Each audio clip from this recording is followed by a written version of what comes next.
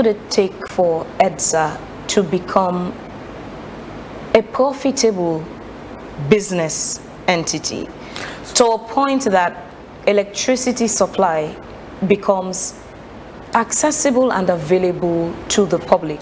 So because you run on prepaid meters, the more access people get to the electricity, the more money you stand to make. The less access they get to electricity, Phoebe, the less money you would make. I think what we also need to do is I'll have to arrange a conducted tour for the media to go to EDSA office, look at the store where we keep meters that we retrieve from the field. We have a team that we call a revenue protection team. They are in zones. They go out on a daily basis. It will interest you to know that every day they go out. They bring people, go to the CID. They bring plenty of meters, retrieve from the field. Two things, either abstraction or faulty meters. And most of the faulty meters becomes faulty intentionally because of human interferences. So go and see. And we have thousands and hundreds of meters packed at EDSA office. And if you go to the CID, you can go and check for yourself. You see the reported cases, because when we go to the field, when we apprehend people, we report them to CID. In fact, we go with police officers. Their own job is to arrest once we are able to establish that this person is found stealing electricity. So your question, the number one answer is that everyone should inculcate the habit of paying for electricity. Let us stop this thought that power should be paid for by the government. I mean, once we know and we believe that, yes, of course, we have to pay for electricity, that is the start of the viability of EDSA. That is for one.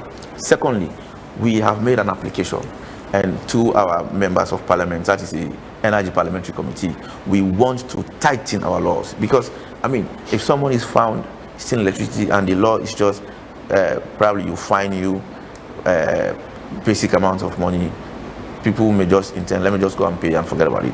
But we have the laws, but mostly the laws are not followed through. That is why what the board has engaged the ministry on is to ensure that we also establish a fast-track court.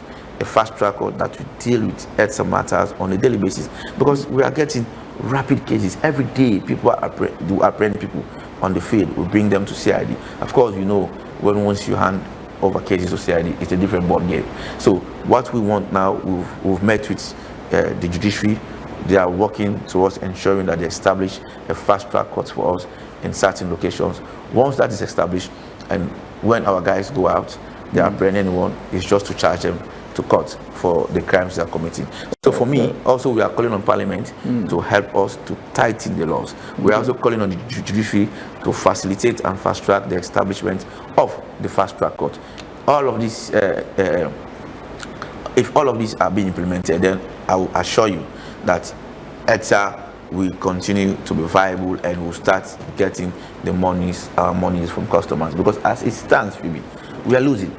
And the government, most times you hear that Kappa ship wants to go off the grid. Who bears the burden? It's the government. The government has to come in and pay for on behalf of EDSA. It's because the monies we are collecting are not sufficient to pay for the services rendered by independent power producers.